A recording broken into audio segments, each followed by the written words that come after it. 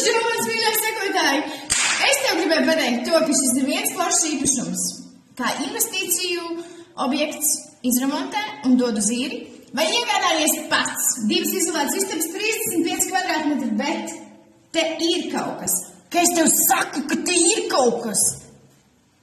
Es nesaku, ka tev to vajag, bet tev to vajag. Vai ne? Tikmēr te es paskatīšos, kuru tapešu sienas varēšu noplēst, jo tā ir mana enerģija. Tikmēr tu aizej uz manu TikTok un piesako, jo tur būs no A līdz Z. Ja?